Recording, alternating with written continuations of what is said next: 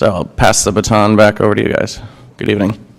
Thanks so much, Mr. President. Happy New Year to everyone. It's great to be with you, and thanks for all your support so far. So I'm Nick Edwards. I'm the chairman of the Narragansett Affordable Housing Collaborative Trust, joined tonight by my vice chair, Cliff Tyler, our committee secretary, Gina Jarama, and Susan Cicilline-Bonanno, the founding member of the Narragansett Affordable Housing Trust Collaborative. So thanks for taking the time. Tonight, we do have a slide deck that we have for a visual aid that Dan will get up eventually, but I think we all know why we're here, to address the housing crisis in Narragansett. So what we plan to cover tonight is just to give you a look of the current state of housing prices, not only in Narragansett, but in the entire state of Rhode Island. But we're hoping to also discuss some affordable housing bond programs that the committee has been working tirelessly on since the voters approved the $3 million bond back in November of 2024. And we'll also discuss some potential ways to fund the Affordable Housing Trust that the council has activated. So I think, as we all know, housing costs are continuing to rise across Rhode Island, especially here in Narragansett. So just a look at the third quarter 2025 median sales price for a single-family home. In Narragansett, that was $1 million, the fifth in the state, fifth highest in the state. And in Washington County overall, it's $691,000, and in the state of Rhode Island, the median sales price is $515,000. These are just staggering numbers. I think we can all agree to that, and especially here in Narragansett, where these prices have doubled, if not probably even tripled in the last several years. But so, of course, housing costs continue to rise, and just a little bit about what we've been working on at the Affordable Housing Trust Collaborative for the past 5 years. We've been working hard to draft equitable policy to promote the building of affordable housing in Narragansett, and we're also getting creative, through looking at state, federal, town-owned land where we could potentially develop, purchase for the purpose of affordable housing. We want to keep families here. We're also very focused on keeping seniors in town as well. Many are, trying to age in place and just simply can't afford it. And with that said, we've been working very hard to bring stakeholders together. We've worked hard to establish the South County Housing Coalition, which is a group of stakeholders with the University of Rhode Island and the town of South Kingstown, and of course Narragansett, but I think we already, you're all pretty familiar with this group. I could go on about some of the other things we've done over the years, but I know this council's fairly familiar with them. So before I turn it to Cliff, there are a couple of graphics that I'd like to present to the council tonight and to those who are watching at home as well.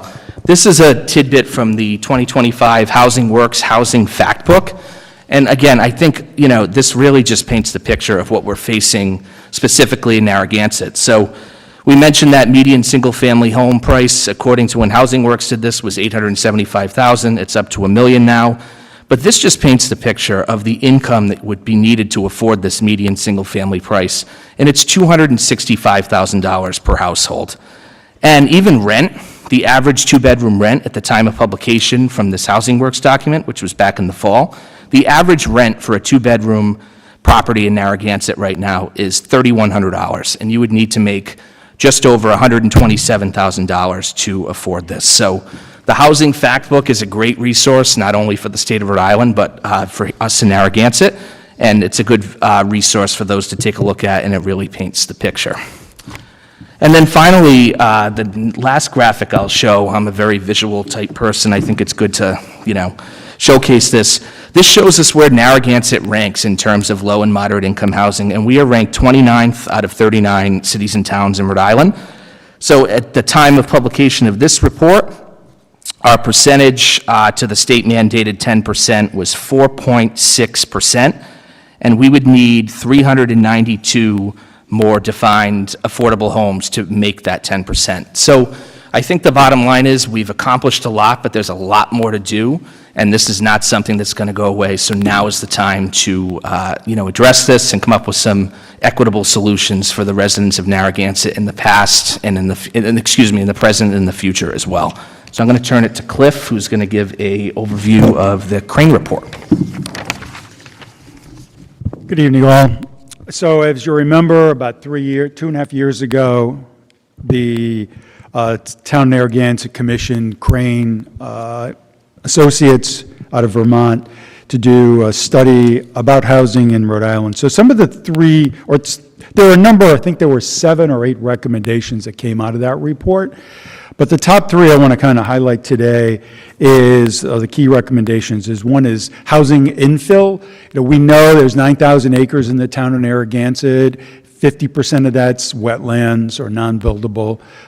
So the amount of land available is limited, but there are spots where we can find, and one of them is infill lots, which infill lots are in a regular subdevelopment or a subdivision that exists today, but they may be a double wide lot, or they might be an opportunity to put another lot. So that was one of the low-hanging fruit that the Crane report highlighted.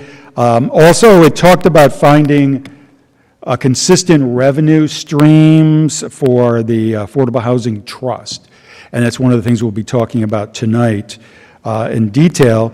But again, that was another key area. And then lastly, one of the third highlights, again, we'll be talking about later, is financial incentives to convert short-term rentals to short-term or seasonal rentals to 12-month rentals, right, to have that stable income. Now, we discussed this at the September work session that we had. We had a whole list of programs that we, as the Affordable Housing Trust Collaborative, had put together, and we agreed to focus on 3 of those areas, and that is what is on the next slide. So we're going to discuss those fundamental areas for the bond-funded programs. And that, one thing I did want to mention that there is a consent agenda item on the council's agenda tonight for wetlands flagging and for the property up on Boston, the town-owned property. So I don't believe there's, we've discussed it with the council previously, so I don't think there may be any questions. So again, it is a consent agenda item, but I just wanted to remind everyone that it was there for tonight. So the first area that we discussed in September was land purchases, right? Purchasing land in this town of Narragansett for development of affordable housing. That's underway, right? As the council knows, we are looking at land in order to further develop affordable housing. And again, the programs that we put together talked about infill lots and talked about larger lots. But larger lots are hard to find in Narragansett. There are a few, but they're a high commodity item. So we continue to do that. So the next area would be that we spoke about is the home repair program. I'm going to spend a few minutes on this area. So these funds, these are part of the bond, the voter-approved bond, would be used to provide financial assistance to low-income individuals or families and provide necessary repairs such as roof repairs, emergency repairs, environmental repairs, plumbing repairs, those type of things in order that they can maintain to live in their house, right? So if you've got a roof with a big hole in it or a massive leak, that leads to mold, that leads to other health conditions. So we're looking for ways that we can provide to help those individuals. So we've targeted homeowners, low-income homeowners with an 80% or lower AMI, average median income for the area. And the AMI is published by HUD on an annual basis. The 2026 numbers won't be out until probably March of this year. But in your packets, you should have received a draft program that we put together. There's an overview, there's the application, and then there's a couple other supporting documents related to that. But conceptually, the maximum application that we recommended was $25,000 per individual. These would be owner-occupied properties, and it could be up to 1 to 3 family. But they, our program designated to be 1 to 3 owner-occupied. This is primarily an interest-free loan that's repayable either at sale or transfer of the property after 3 years, again, interest-free. If they were to sell the property prior to that 3-year period, then they would be responsible to pay interest. this is to kind of prevent people from, oh, I need a new house, I need a new roof because I'm going to sell my house in a year. So if they could apply for the program, but they're going to pay 6% interest as part of that program. So, and we've spoken about some numbers. We're thinking somewhere in the 15 to 20 families probably as part of that first initial phase. I have had discussions with Narragansett Housing Authority and Cheryl about being the administrator for this program. So, they're prepared to help us out with that. So, in order to get the program up and running, there's a couple steps along the way to get folks in, qualified. Then we have to get appraisals or proposals for the repair. Then there has to be an inspections, and the working can begin, and then closing. So those are some of the key areas. Now, in contrary to that, the state of Rhode Island did issue its own home repair program as part of the $120 million bond. Now, that program opened in the middle of November and immediately closed about 2 weeks later. It's on temporary hold. It still is as of this afternoon when I last checked, because of the overwhelming amount of applications, and they weren't really prepared for that. That program differs in a couple different ways in that it is a forgivable loan after 3 years. So those, and those are not those funds don't necessarily target owner-occupied properties. So you can have up to a 4-family unit, non-owner occupied with the state program, and you can get funds up to 50, and if it's 3 to 4 families, then it goes up to $75,000 for that program. But again, that program was launched 2 weeks later. It was paused because of just the volume. Okay. Let's see. Any questions on that so far? I just wanted to Sure. talk about the home repair thing. I just want to make it clear, I know this for a fact, that insurance companies are really difficult with roofs and siding even. So if they deem your roof unwell, let's say, and even if a roofer says I have 5 to 10 years left on my roof, insurance companies can drop you like that. So I think it's important that the people know that that's happening out there, so that people that can't afford this stuff, it's really important to try and help them out to afford this stuff. Right. In fact, what some of the insurance companies are doing is actually using drones and Google Earth to go out and inspect roofs, right? That might be, the house may be 50 years old. Geez, has that roof ever been replaced? Does it look current?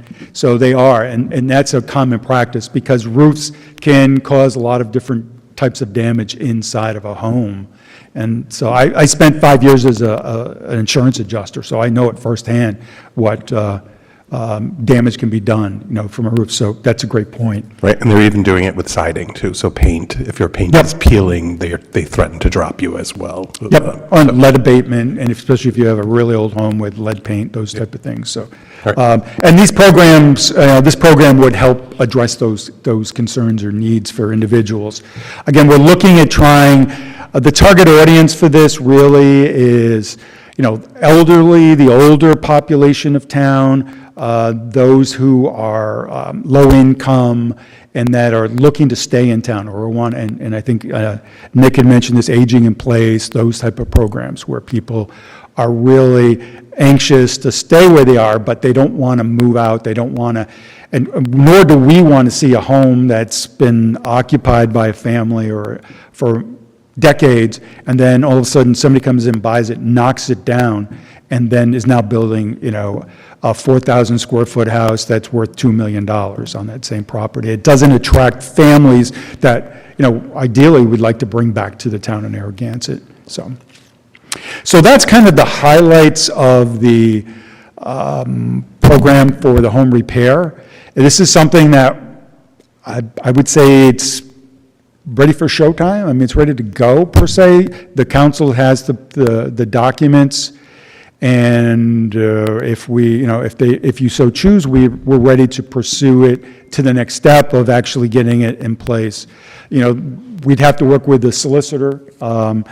There are liens that get placed on these properties, so it would be a subordinate lien, so it wouldn't be a primary lien. So it would be, so that way, if the homeowner decides to sell, we have a right to get our money back. It's an interest-free loan, which means that, yeah, we're going to be using funds up front to fund this, but those monies will be actually coming back to the town and into the trust. So it will be kind of self-feeding, if you wish. Yeah, so again, it's lower risk as opposed to doing forgivable loans, because then that becomes a money sink, right? Because you want another round.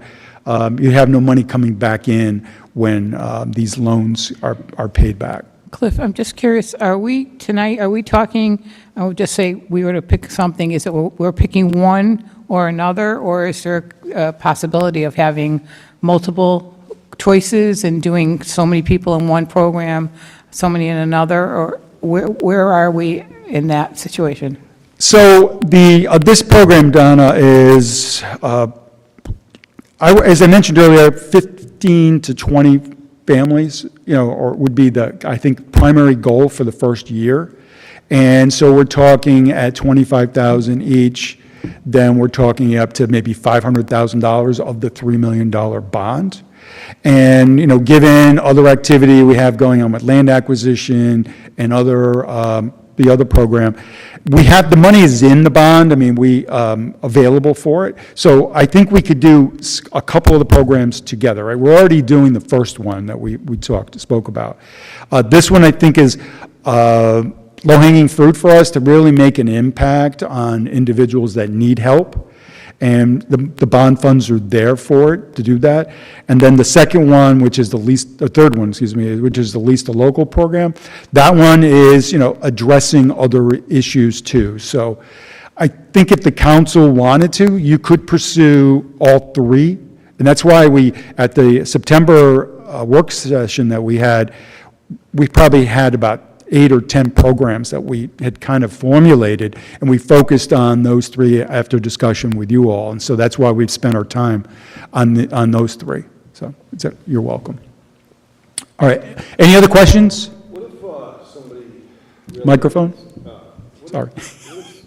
What if somebody really needs, obviously goes to Cheryl or one of you guys and says, I have this house, but it's $35,000 to do the roof. Is there an avenue for that, or is it just, we only have 25 and,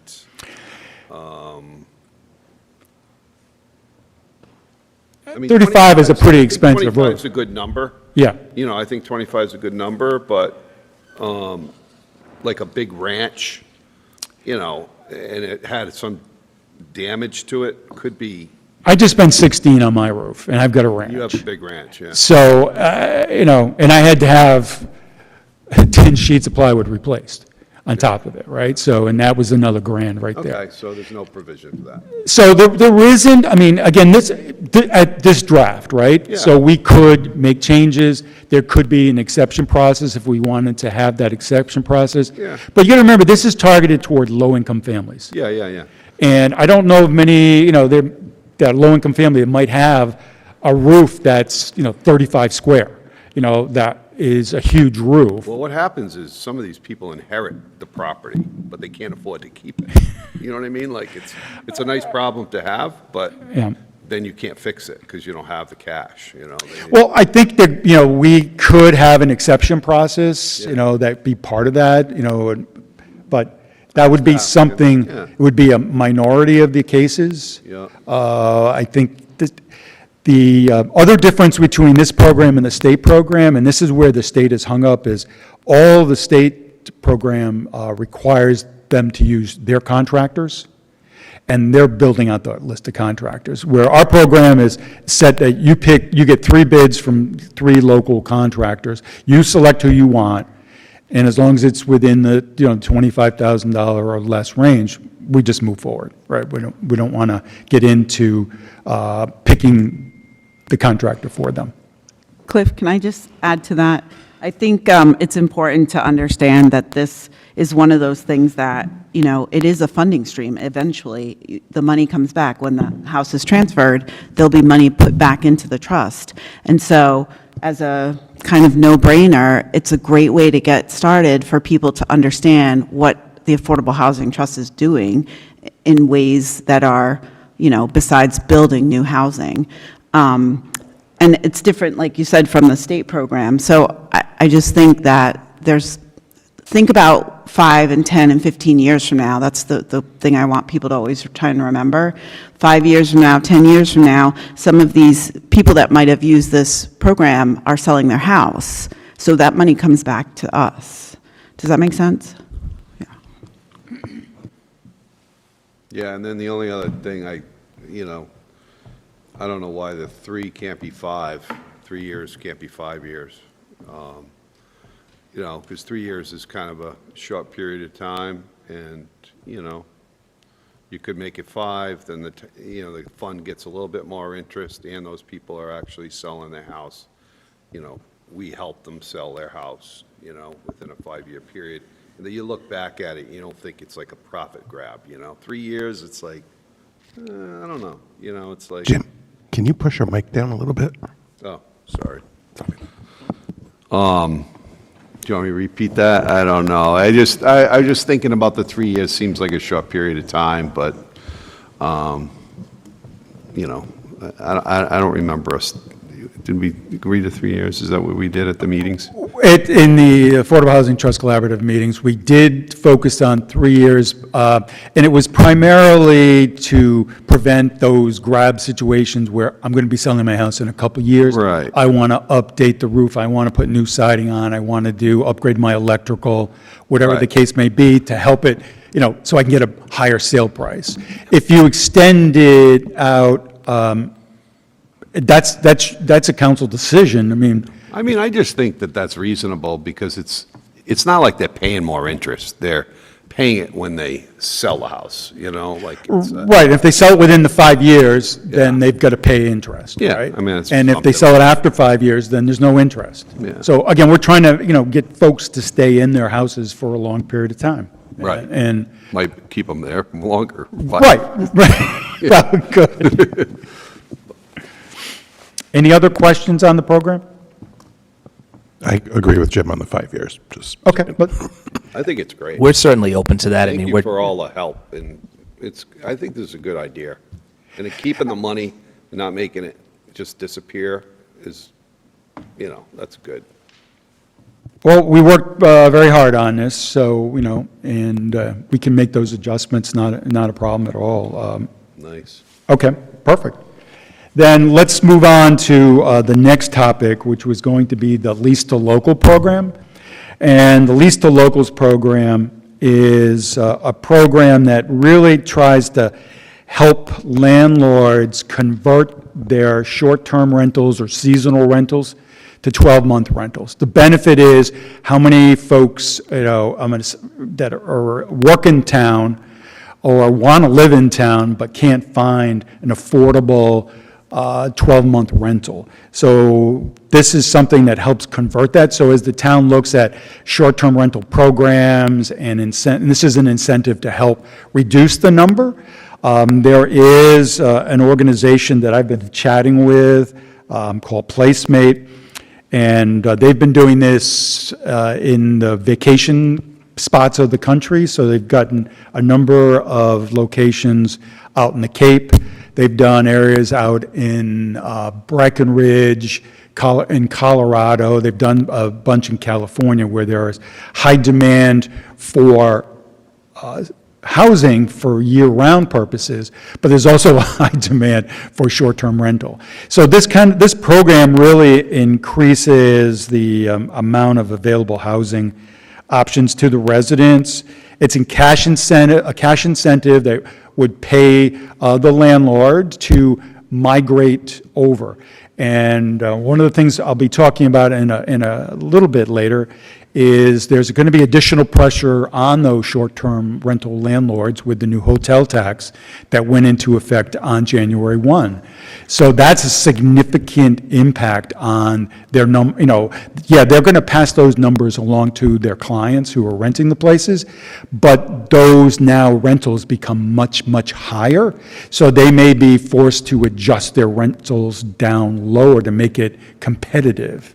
So this might be a ripe time for them to say, hey, maybe it makes sense. So this would apply to any property that is currently a short-term rental or is vacant and hasn't been used for a 12-month rental in at least the past year.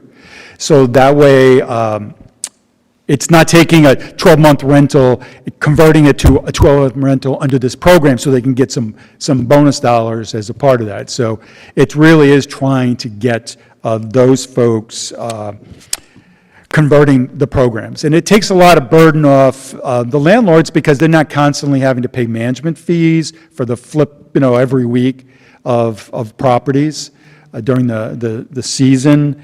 And it just adds some additional stability to their properties itself. I just have a quick question on that. Is this an incentive after the fact, or to get them to, do we provide this cash and then they switch over? Or do they have to show proof that they've switched over for X amount of period of time and then they get the cash?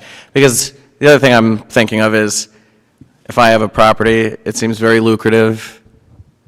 You try to sell me on why a cash payment, just one single cash payment, is more appealing than a long-term investment for a short-term rental property. And again, I'm very much interested in this idea, especially any opportunity that we can convert short-term rentals to long-term rentals, because we know how important it is. But I'm just trying to better understand how effective this really is. So the programs that have been launched in the Cape area, like Montrose Vineyard and Provincetown, those areas, have been pretty successful in converting over 40 units in the first year.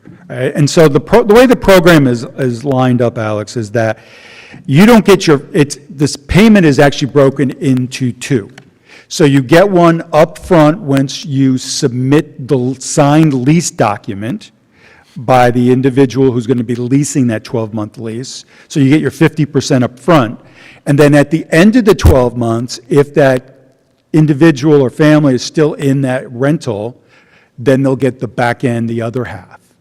And what some municipalities have done across the country too is they've added multiple years onto this. So the first year they get maybe 100% of the bonus money. The second year, maybe it's weaned down to 75% of the bonus money. The third year might be weaned down to 50%. It's to get those landlords, kind of into the process that, hey, this is successful business. I can make it, and it takes kind of some of the concerns off their heads. But again, it's definitely paid once they have upfront 50% for the signed lease, and then the remaining portion gets paid at the end. Now, Placemate, and that's one of the organizations I would suggest that the town speak more in detail with, but they will customize the program to what the needs of the town are. So in different municipalities, they've done just a one and done, right? They've come in, it's kind of like a pilot program where they've done that 1 year program, and they say, well, do we want to continue it or not? And because there's funding that's needed, right? This is a funding type of program. So it's not one and done in that regard. So that's where revenue streams become important to help self-fund these type of programs. That was going to be actually my other question is, with the concern of it being a one and done, say I want to, going into the next season, if I had a rental that last year I was doing a short-term rental, and I know if I convert to a 12-month lease, then I can get money for it. But once I get paid, great, I'll go back to the short-term rental. Is there a certain amount of time that they have to have a 12-month rental, like, maintained after they get paid? And how do you enforce that? No, well, it depends on the way the municipality sets it up. Now, you have to remember, if I'm a short-term rental landlord, I have to furnish the place, right? I turn that into a 12-month rental, chances are that comes unfurnished. So guess what? At the end of 1 year, when I say, oh, geez, maybe I'll go back to short-term rental, oh, I got to go out and buy all new furniture again. That's another expense that the landlord has to take. Oh, and by the way, the new hotel tax kicks in, so now I've got to be paying an additional, sales tax and hotel tax, which is substantial. I think it comes out to about 15% between what the state keeps and what the local gets. So it's not a cheap proposition, and I think if we can it's not for everyone. I will tell you that up front. Some people have, investment companies have bought some houses, and they're in it for the investment aspect. But others are saying, well, I've got 1 or 2 properties.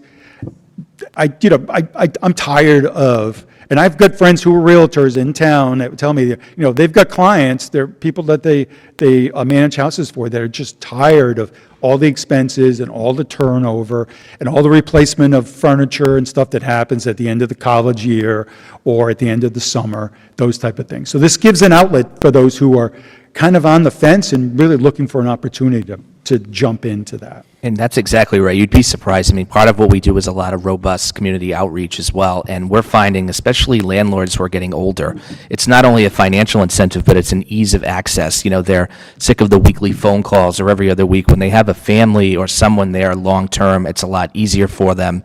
And studies have shown, from what we found through our research, is across the country that once people get used to this, they kind of stick with the 12-month rental. So those are our thoughts on that. And I agree with you, Nick. I think that's, the good thing is if you do multiple years, 2 or 3 years, it just becomes the norm. And it's just easier to continue to do what you're doing. I think you need the incentive to get them to make the move, because sometimes it's easier to just continue to do what you're doing. So you give the incentive and the change happens, and then it just becomes the norm. And I think I like this program also. And I think that's why some municipalities have done that weaning, like, a 3-year program, but the first year you get 100%, the second year you get 75% of the bonus or of the incentive, and then the third year maybe 50%. Again, to help with that transition. And the incentives themselves are also bedroom-based, right? So the incentive varies per house depending on the number of bedrooms that are in the home. Can you give me I thought we discussed this in September as a number, like a ballpark number. Do you know what the ballpark number for that would be?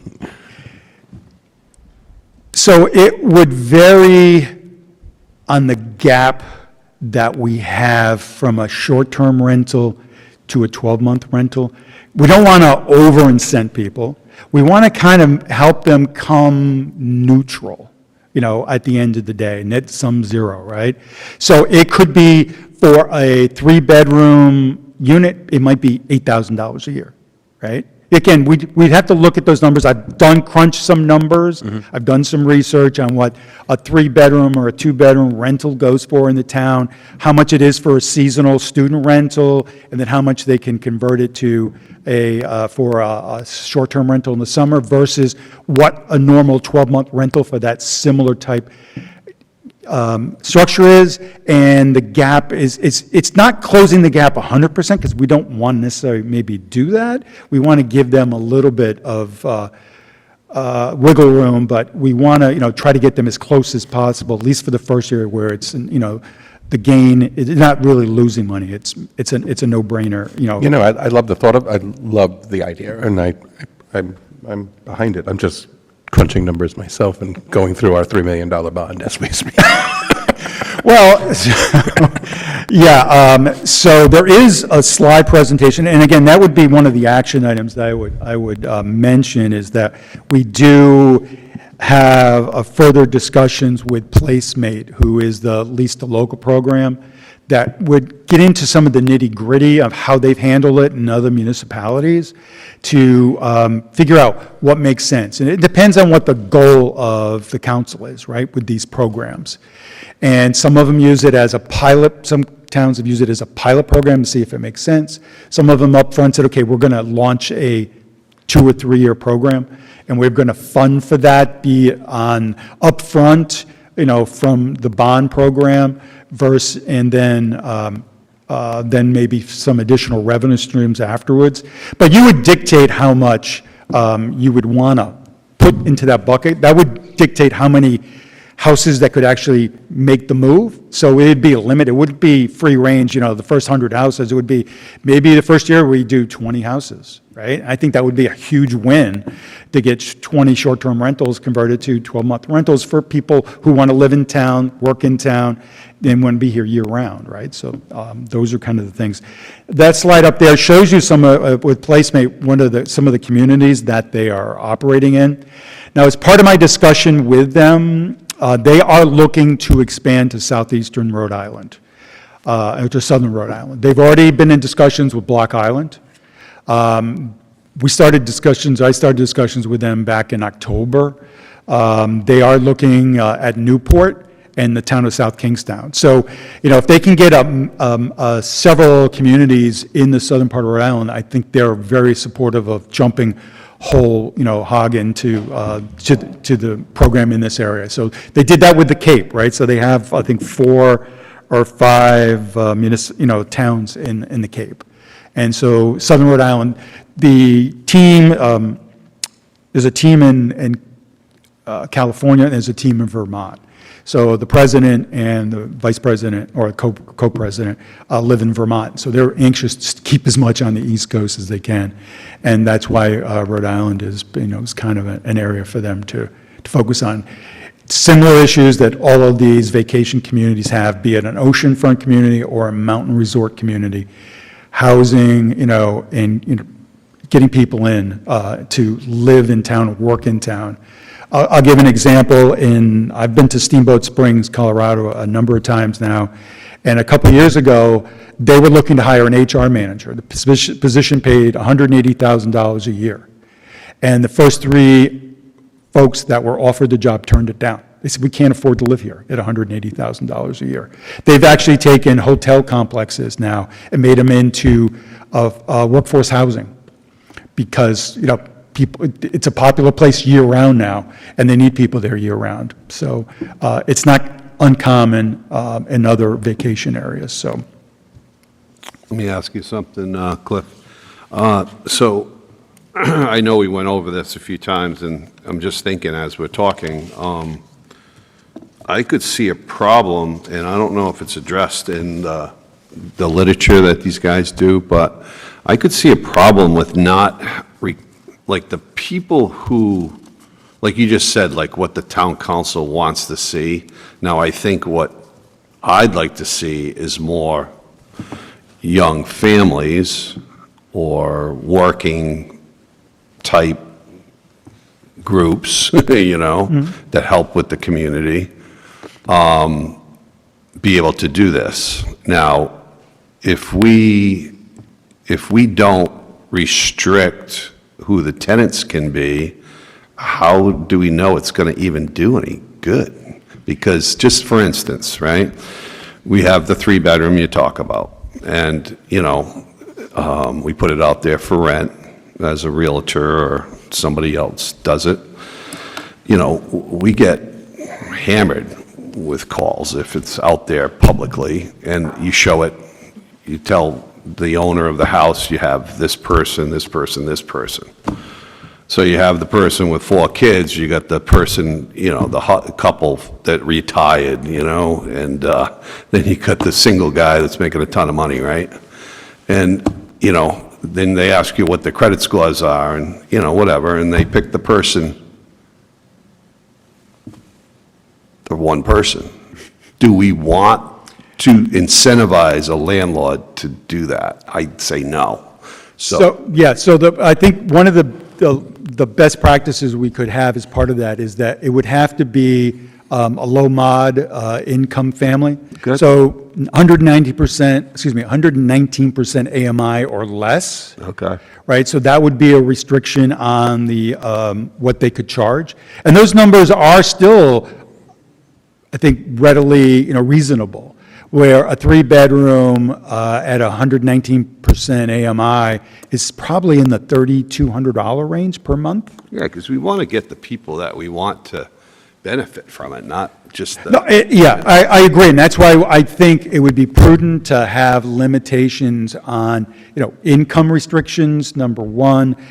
Some of the states or some of the municipalities have actually put in that the person has to work in town and Good. has to be employed Yeah, for at good. least 30 hours a week. Right.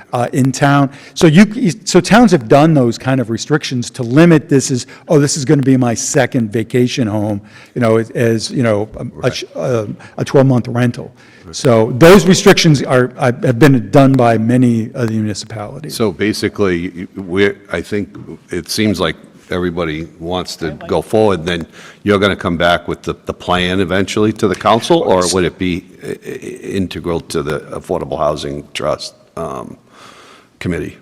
So my suggestion is really that we have Placemate, the one organization that I've been chatting with at least, to come in and educate the council from what they've done in municipalities across the country, right? I can only speak from my discussions with them, from the 50-page slide deck they sent me, all that information that's there. Nice. But I think it'd be beneficial, because I think what you'll hear from them is that we will customize the program. It's not an off-the-shelf type of program, right? And, okay, you want to limit it to 119% AMI, right? So that way we keep it to the low-mod income families. We want to limit it to a 2 or 3 year program, and it's a, program that reduces the amount of incentive. I think there's a lot of flexibility and they can give you best practices. Places like Nantucket or places like Provincetown that have, in the first year converted 40-plus units from short-term rentals to year-round rentals. There's some benefits. I'm a big fan of plagiarizing success from others, and taking lessons learned from them and implementing them locally. So, We call that adapting and adopting. what was that? Adapting and adopting. Yeah, exactly. Adapting and adapting. So our next step would be do another work session with Place. That I think, would be a logical thing, Jason, is to bring them in and have them sit down with you and really work through what makes sense, what your goals are, what your vision is for 12-month rentals, right? And what the incentive of bringing families in, right? Or workforce, folks who live in town, work in town. Folks that work in town but want to live in town. What a novel concept to have a commute that's less than, 2 hours or whatever, an hour and a half. So I think that would be the next logical step. I'm all for that. Are they local? So they're based out of Vermont, so they're in New England, so I can talk to the principal there, Kai, and find out when they might be available to come down. And they voluntarily give a presentation, or would there be a cost behind a presentation? I'm hoping they'd be voluntary. They did do some additional consulting work for Block Island because they wanted to get into the nitty-gritties. I don't know if that was a pro bono or if it was a contract service, but I would suspect it. If it were contract, it wouldn't be very, very large, and that could come out of potentially the affordable housing bond. And the reason why I also want to stay below 120% AMI is because then the bond funds can be utilized for that program. If you go above that, then don't talk to me. It's not affordable housing at that point. From Maybe we could all go up there. we could do a retreat. Get our skis. I was just up in Vermont, so we can just have come on over to Portland and we'll go from there. Trip. If possible, to try to get them in sooner rather than later, just as we know that this is going to be a busy year coming up, especially, and a lot of noise. And I want this to be as productive as possible. I would ideally like maybe the first week of March at the latest, if not in February. I know it's very difficult to get attendance in during the cold months, but I think any way that we can help to streamline this process as much as possible, I think is going to be very. And I've sensitized them to that the next steps would probably be to have a presentation, and they're all for that. So I think they would be able to accommodate schedules pretty quickly in the next, 30 days or so. Because I also wonder if it's possible, and I don't know what it is that we have a lot of tech wizards here. Is it possible, or has the town ever had somebody speak and present virtually during a workshop? No? Okay. Just wondering. So Zoom doesn't exist. Things for- today, they do it in court sometimes, so I just wasn't sure. That's okay. So those were the programs. And so, again, lots, buildable lots, right, purchasing land, then the house, the home repair program, and then the lease to local program. Any closing comments before we get into revenue streams and the like?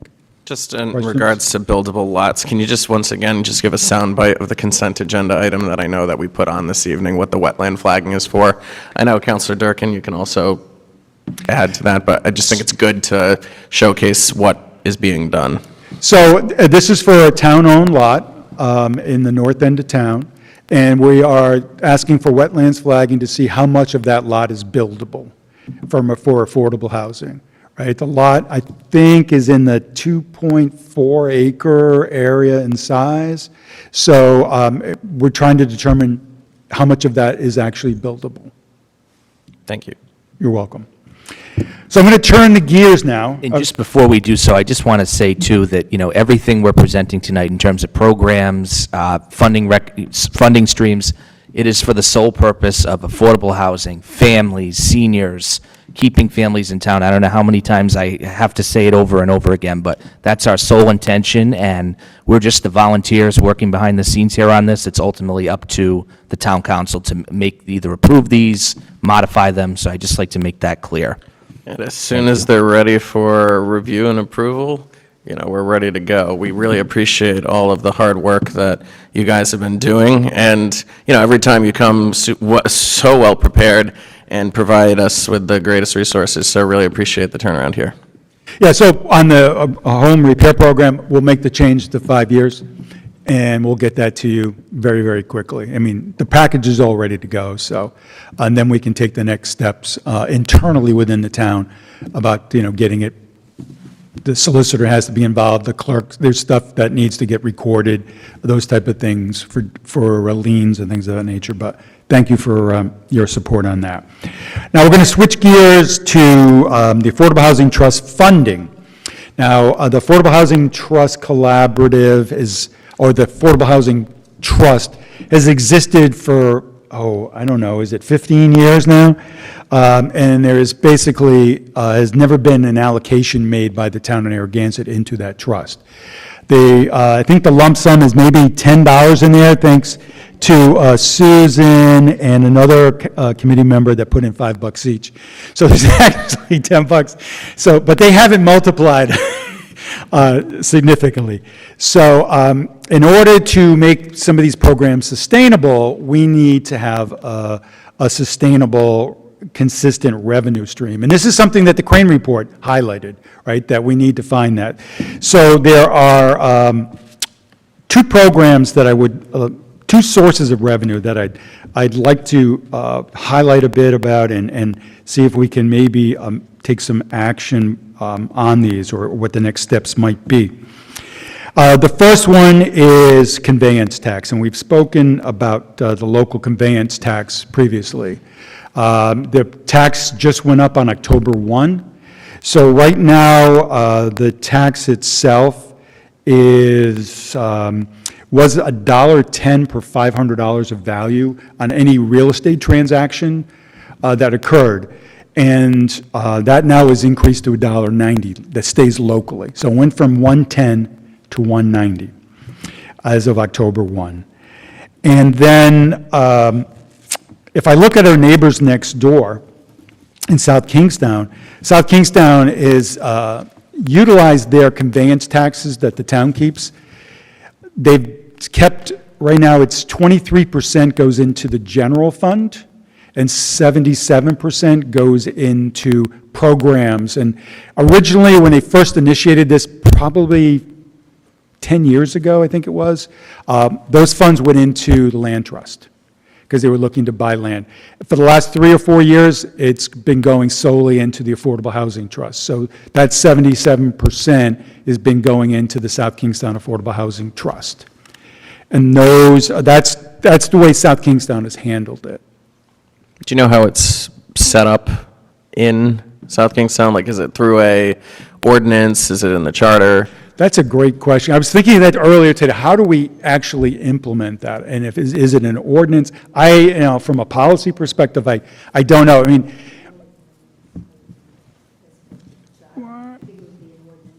okay. So that would mean that every real estate transaction that came in over $100, which I don't know if is how many transactions were below $100, but then the conveyance tax would go into effect.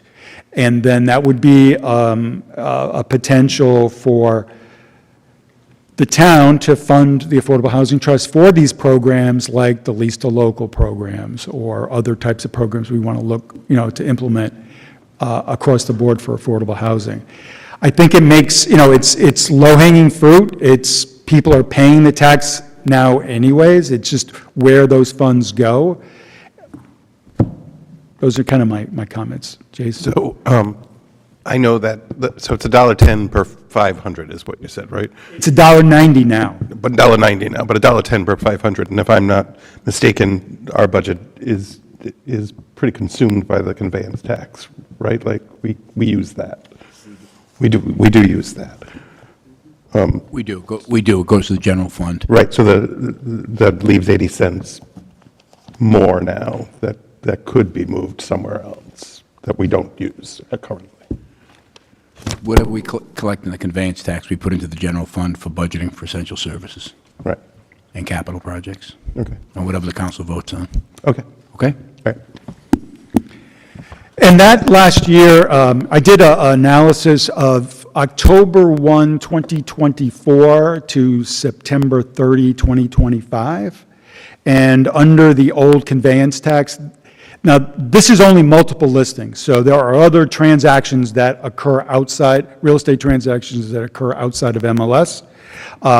That should have represented about $600,000 in revenue to the town of Narragansett from the conveyance tax. Just from MLS. Just from MLS, right? So how many private transactions occur, in the town? I don't know. But that's according to the MLS data that I have. And if I look at changing that to $1.90 per $500 and say, if the same sales happened this year as compared to last year, just so I have a comparison, that results in $983,000 of revenue to the town. So it's $382,000 additional dollars that the town is getting now as a result of that. So, as biased as we are on the Affordable Housing Trust and looking for ways for sources of revenue, we would like to take advantage of those additional funds to help fund these programs that we're talking about tonight. So that's one of the areas that the conveyance tax on real estate transit. So Cliff, so you said in South Kingstown, right? So they take the tax stamp money. Right, so the town portion, right, the town portion that goes to the town back then, or, now it's $1.90, 23% of that goes to the general fund. Okay. And then the other 77% goes now into Affordable Housing Trust. So, and did you say, so did they ever support affordable housing through the general fund, or was it always through the tax stamps? As far as I know, it's only been through the tax stamps. Really? Yeah, I don't know of any. Now, there have been housing bonds, so if you remember like Champaign Heights or, Right. some of those other projects, there were federal monies involved in there, and there are some other larger projects. The town of South Kingstown is looking at potentially converting some of the old schools that have closed, Wakefield School and South Road School, and then the Watson House, I think up in Kingston, into some type of project, potentially affordable housing. So their trust is pretty significant nowadays. So they can, and there's plenty of state and federal dollars available to help with those kind of programs. So just as a data point, the MLS real estate sales for that same period I mentioned earlier, October 1 of '24 to September 30 of '25, $273 million of real estate transactions on MLS alone. So, yeah, so what do they do? Like, do they have a meeting like every year and they adjust these percentages? Is that? I think that the way the council there works is they set at the beginning of the year what the percentage split is going to be, and then I think it's on a quarterly basis, they make the allocations to the trust. Yeah. So, because, these folks are coming in with paying their conveyance tax on a daily basis, right? I mean, whenever a closing goes on, the attorneys drop, and payments are made for the conveyance tax. But I think from just a logistics point of view, I think it's a quarterly transfer that occurs into the trust. But at the beginning of my understanding at least, and I have a number of friends who are on the Affordable Housing Trust in South Kingstown, that allocation happens at the beginning of the year. It's okay, the 77% that I don't know if it's by charter for them or if it's by ordinance for the split, but they determine, okay, affordable housing this year is going to get 100% of it because we have massive amount of projects and they've already bought lots of land. And actually the town of South Kingstown doesn't even have its own private land trust, right? There's the South Kingstown Land Trust, which is a private entity that receives funds from the town of South Kingstown. So it's not a town-owned land trust. Right. So, any questions on conveyance tax? I know I think it was last year, we also sent something to the state. Is this something similar? I'm just trying to remember what the language was. Yeah, so there was a transfer tax that we were trying to get. So this would have been, and we got it, the council approved it. We were here late one night and we discussed it. We got that approved and it just didn't, I think it was too late in the session to do that. So what that program would be an additional tax above and beyond the conveyance tax that would have been dedicated. I think at that point, we were talking about splitting it some fashion between the land trust and the Affordable Housing Trust. So that is an option still, but we need to, if that's something that the council wants to pursue, we need to do it now. The session's just starting, or is it session open? Tomorrow. Okay. So, we need to get it, in and get it to our reps to start promoting it. Last year, I think we were in the April timeframe. Nick can highlight some of that more, too. Yeah, based on conversations with the representatives and our senator, that it was just a little bit too late. But what I'd encourage, if that's something we would want to explore, that we should reach out to the legislative bodies sooner rather than later, just to get their perspective on how, if they support it, because they're the ones who have to introduce the legislation, the whole thing.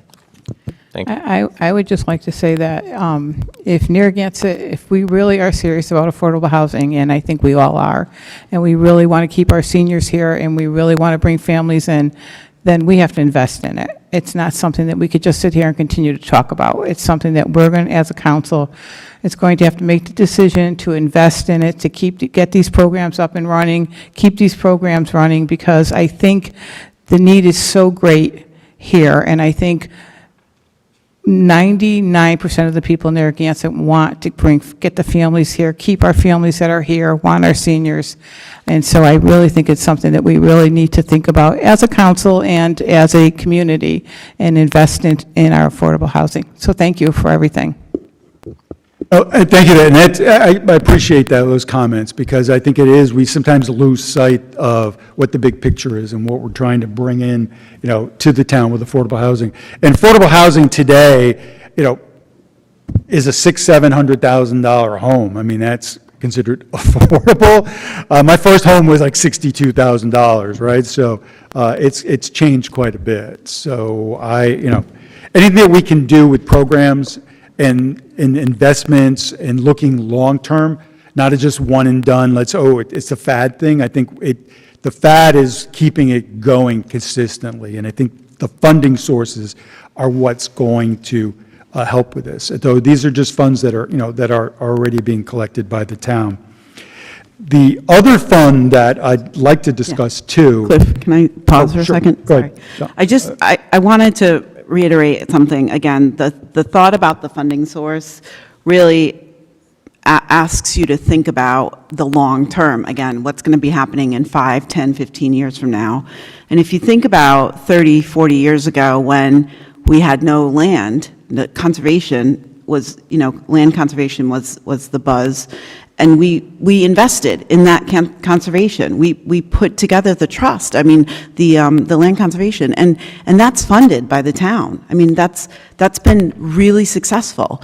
And if we just turn the tables a little bit now to start funding affordable housing, and you put the investment in, then in 10, 15, 20 years, we're going to see the improvements. So like, that, I mean, those are really important things to think about when you're listening to these programs, and they're not going to be sustainable without a funding source. It's not going to happen. $3 million will be gone. I mean, we could ask the residents for another bond, but does that really make sense? The idea is that if we create a funding source, we are able to really think in the future about how this will look for now and for then. I agree, and I couldn't agree more. I think it's also important that we find a more permanent and maybe close your ears over there, but something that we can implement that's actually difficult to get rid of once it's been implemented. I do know that the land trust gets allocated, I think it's 50,000, I could be wrong with that number, every year, and it's like almost engraved in stone. After talking, and if there's a similar way in which we can figure out how to get a consistent stream of revenue, I don't know if it's through that channel or if it's another one of the recommendations that we've shared this evening. Just know that we fully support that, or I fully support that. It could be both. It could be an allocation to the town. It could be through the town as well as the other programs we talked about. Yeah, so don't forget about that during budget season Yeah. either. If I'm not That's been an mistaken, ask in the past, too. The land Make it trust a line item, just like the allocation land is in trust. the charter, is that correct? Mr. Cheney? I'm sorry. The land trust allocation, that's in the charter, is it not? I believe that one is along with the Check that. the ordinances, along with the towers. Yeah, okay. So just to make clear, so when we go away, we know, the law is the law, so the tax stamps goes up. So the increased amount of tax stamps brings an estimated, how much money to the town for the next fiscal year? 332, you said? Just under $1 million. 983. 983, thank you. $983,000 of revenue. Yeah, but what's the difference between what the town gets now and what that would be? No, so the increase from last year to this year, assuming that the real estate transactions are the same, the additional funds that the town is receiving is $382,000, I think it is. Okay, so 380, so about $400,000 is. Right. So, That's the additional over what, the last year, from the $1.10 to the $1.90.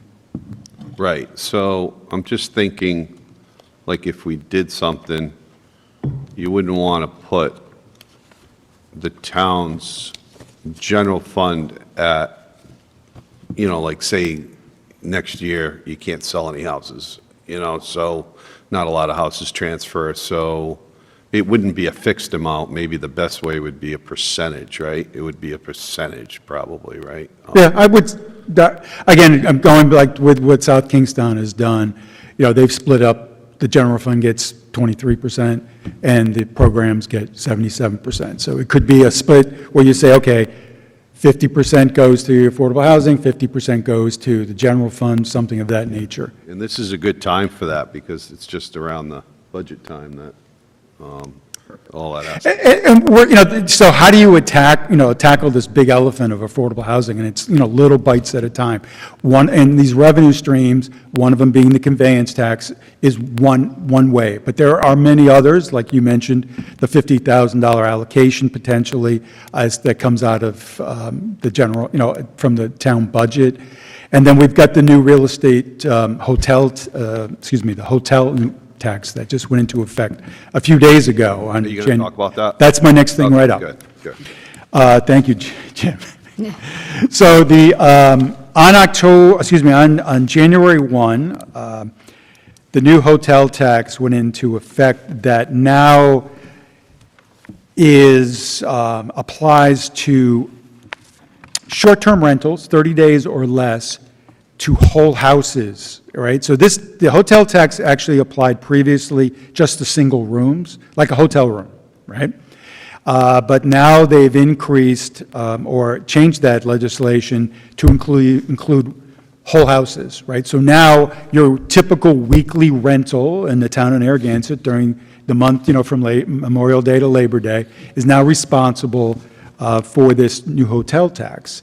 And the local portion that gets kept locally is 5%, right? So that's what gets, as part of that new, hold on, let me take that back. The local, so there's two components of the hotel tax.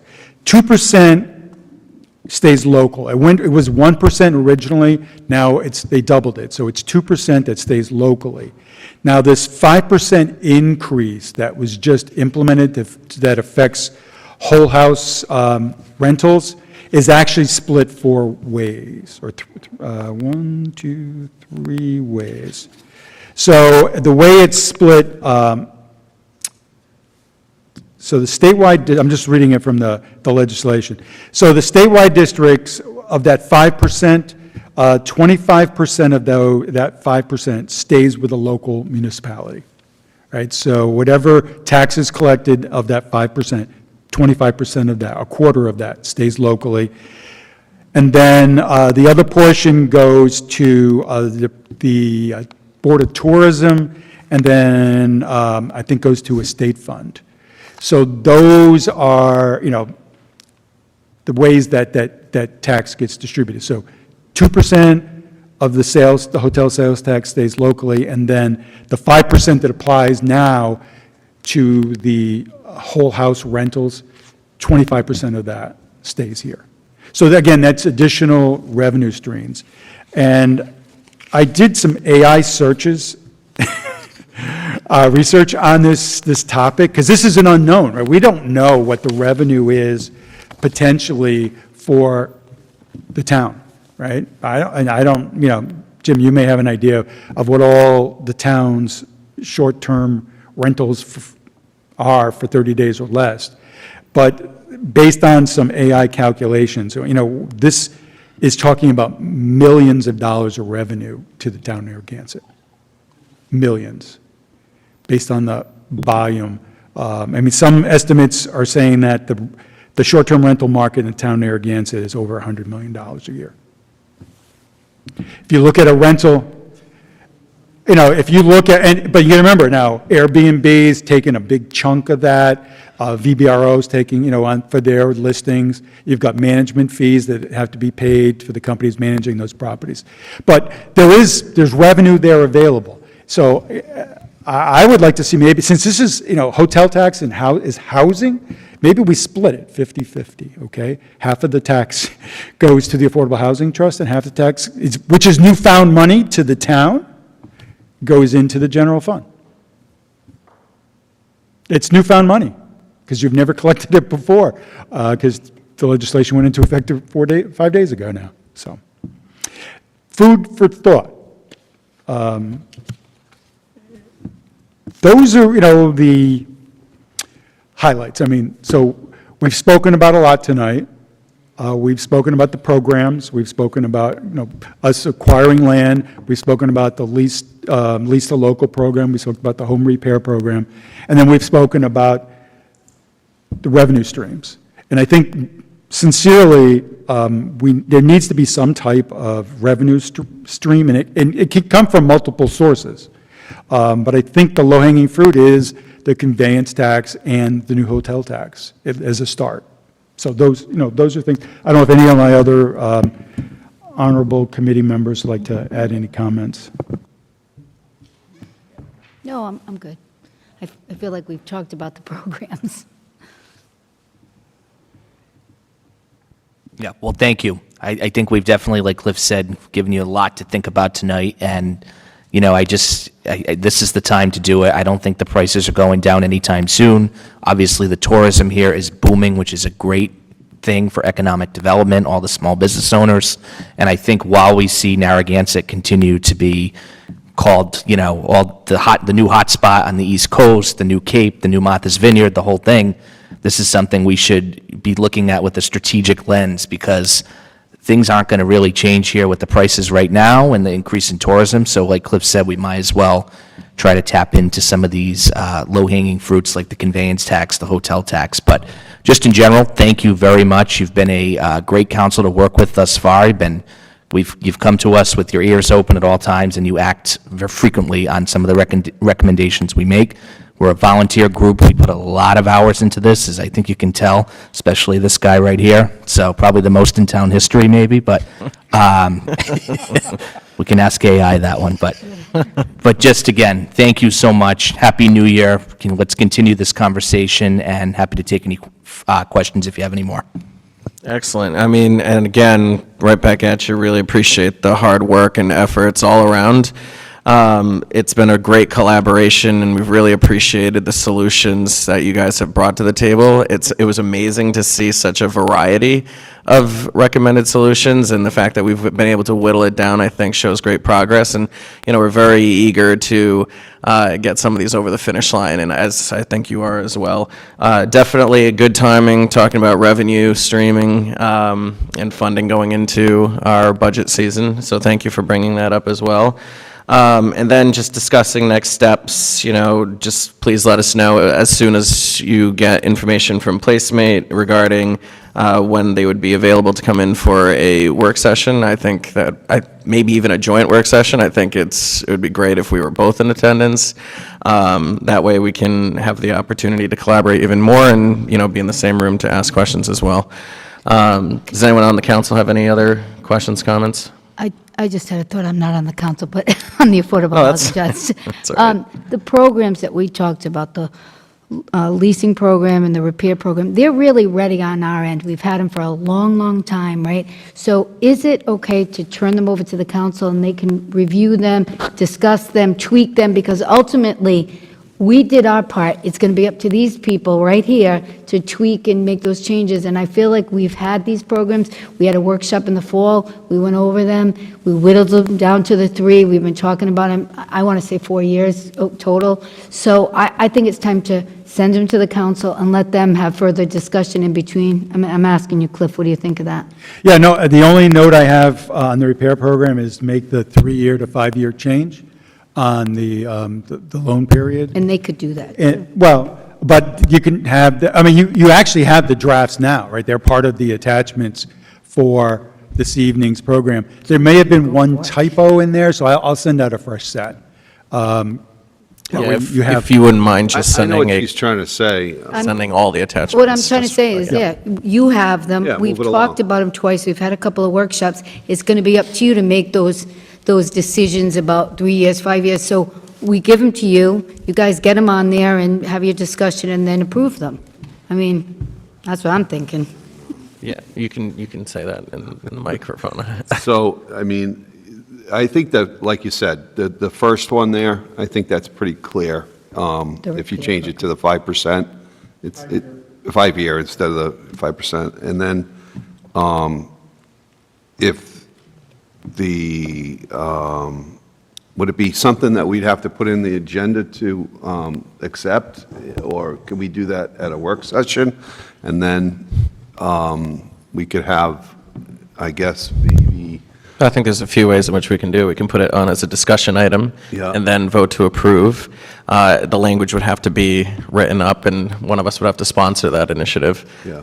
But I think if it's, as Susan has indicated already, it's ready to go, we can just modify the language and And get it and going. the one that you need the administrator to come down from Vermont, you could do that one second. You could do the repair program first. Right. And you could even do the second one based on the contingency that, you have the group come down to give you some background on how they would manage that program. But you really have the programs, and it's going to be up to you. So I think the next step is you guys discuss it as a council, the public hears it, they weigh in, and then you adopt them at some point. Okay, so we need to put it on the agenda for this. Yeah, and you have the drafts.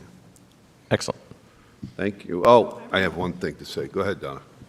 I was just going to say, looking at the attachment, I think it was only for the home improvement. I don't know if we. Yeah, I want to just clarify also, we didn't I get don't this think we had presentation. the implement the lease to local program. Yeah, we didn't get any of that either. So if you Yeah. could send that over, that would be great. Well, that would be the presentation. Oh, that they're going to They come. would So there's, in. oh, okay, I got you. Right. All right, thank you. I mean, I drafted our own lease to local program, but then I found PlaceMate, and it was like, the problems we, I think, have or will have is the management of these programs, right? The town's not set up to manage these type of programs. As has been mentioned many times, we're a volunteer group, so we're not going to manage them. So bringing in a professional company to do that, I think makes lots of sense. No, that makes sense. Correct, there's a management fee that Yeah, goes. I mean, I think that's definitely. Yeah, the way that to makes do it. sense. Yeah, you're right.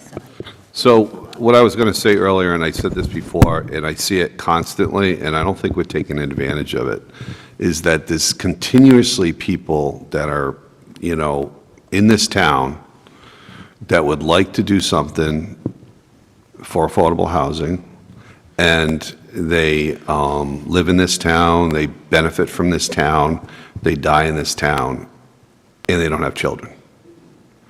And they don't know you know what I mean? Like this, we got to come up with some kind of, like me and Donna were talking about these people that, I remember selling them a house like 40 years ago. They're from Connecticut.